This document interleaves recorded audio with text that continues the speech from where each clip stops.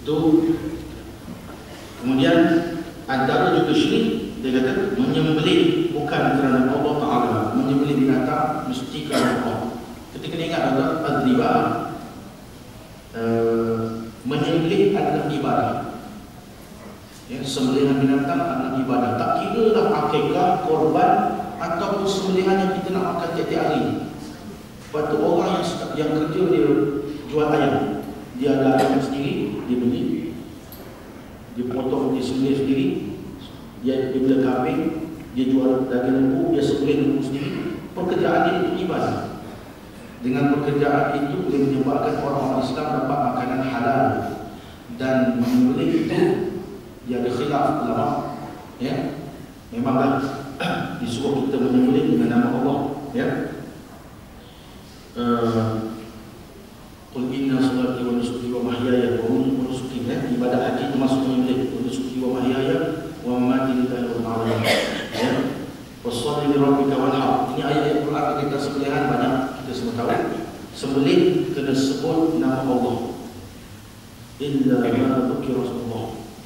Yang dibolehkan kita makan makanan yang disembelih dengan nama Allah. Dan dalam hadis disebut sembelih binatang korban atau sembelih binatang untuk kita makan, kita baca Bismillahirrahmanirrahim. Ada orang kata Bismillahirrahmanirrahim. Kalau berdasarkan hadis Bismillahirrahmanirrahim, hadza minka wa lak, itu kalau ada. Kalau tak kita kata Bismillah, cukup dah, semua potong sembelih. Dia mesti sebut nama Allah. Dalam mazhab Syafi'i sunat, dalam mazhab Hanafi wajib. Dalam mazhab Syafi'i, kalau tuan-tuan pergi pasar, tuan-tuan tengok orang sembelih, dia betul dia tak bergerak, kan? Tak cakap apa. Tuan-tuan dah kata haram pula makanan dia, halal. Kerana menyebut nama Allah ketika mana kita sembelih itu hukum sunat. Syarat orang yang sembelih itu orang Islam. Orang yang sembelih itu orang Islam. Sembelihan ahli kitab itu halal lakum, makanan yang seperti sembelihan ahli kitab halal bagi kamu.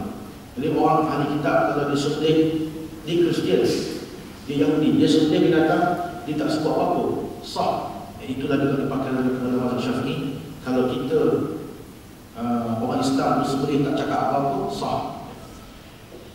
Timbul soalan tanya Ustaz, sama ahli kitab zaman sekarang dengan zaman dulu? Hak saya mengaji berat, Syekh ulama saya mengaji, dia kata, kenapa kita nak menentukan yang ini Kristian Katolik, yang ini Kristian Ortodoks, yang ini Kristian Protestan? Kita letakkan mereka itu ahli kitab ala ikhlas, sudah. Kecuali kalau dia itu ahli kitab yang tak beramal dengan agama, nama dia Kristian, semayang tak, atau tak, berjudi, berzina, minum arak, hidupnya fasik, itu memang kita tak pakai. Tapi kalau dia ahli kitab, dia orang Kristian, dia ikut agama dia, boleh, tak kira lah mana apa. Tapi kalau ada sembelihan orang Islam, sembelihan orang Islam lebih utama. Itu umum dalam masalah sembelihan. Macam mana orang Islam tetapi dia menyembelih tak menyebut nama selain Allah, tak sebut nama Allah, halal ikut mazhab Syafi'i. Tapi dia tak sebut nama Allah, dia mesti sebut nama lain, atau sebut atau menyembelih dengan tujuan lain, syirik. Sebab itu ada orang-orang yang ikut-ikut bohong ni kan, dia kata sembelih ayam hitam. Dia sembelih ayam hitam tu sebab apa? Sebab ikut arahan kebohongan, ikut arahan kebohongan. Oh, jadi kamu menyembelih itu kerana kebohongan, haram, syirik.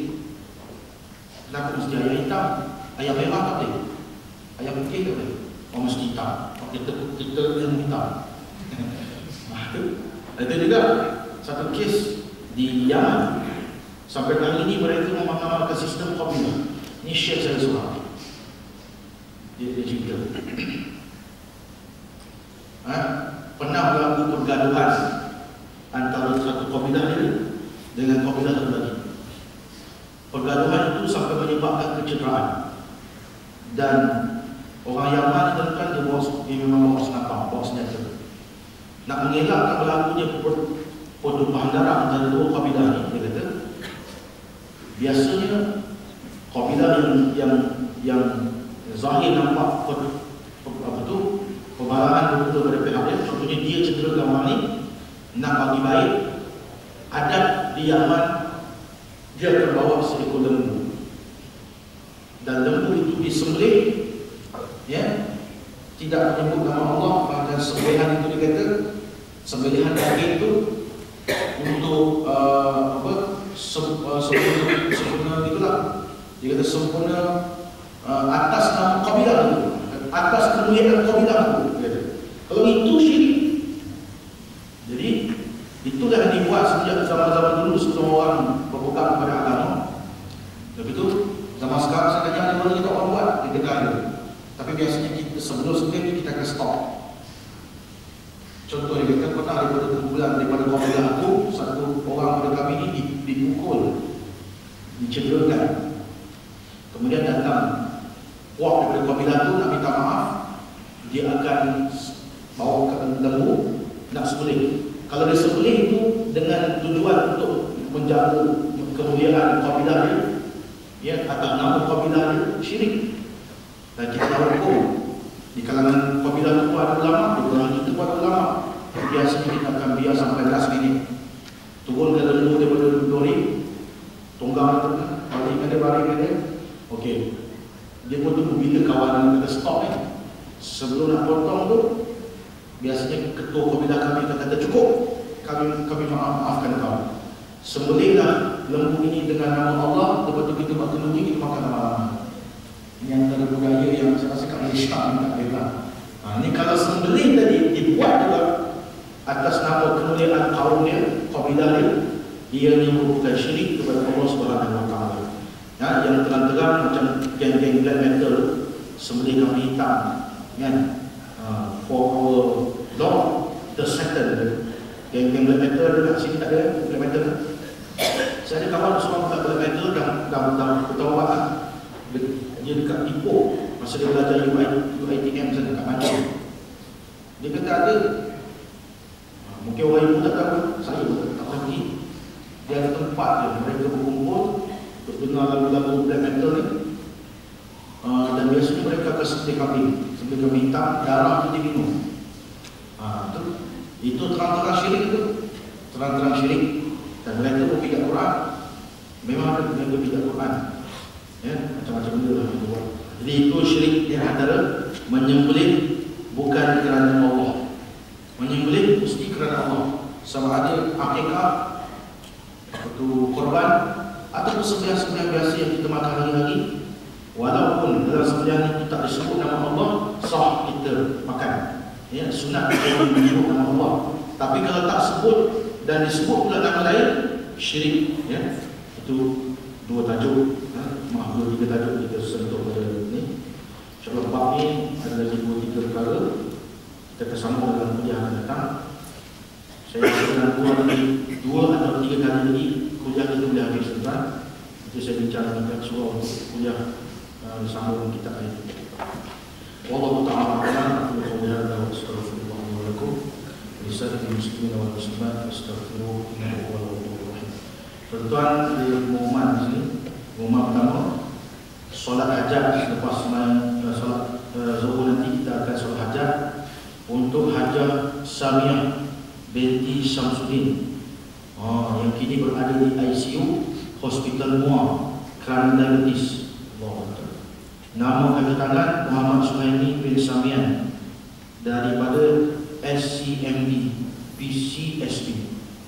Tuan-tuan faham, saya tak faham. Kemudian yang kedua, ini ada minta sumbangan dana untuk pembangunan dan urusan tahfiz At-Tanwiriyah juga di Muar. Yang ini Muar, yang ini Muar, ya. Sebuah tahfiz Quran dan dipengurusikan oleh Ustaz Muhammad Farhan Suhud. Beliau merupakan pensyarah di Universiti Kuala Lumpur, Universiti Pengajian ini, pensyarah pengajian Islam. InsyaAllah tuan-tuan, siapa-siapa boleh menyumbang selepas solat hajat kita nanti. Sekadar itu dulu untuk hari ini. Wallahu a'lam.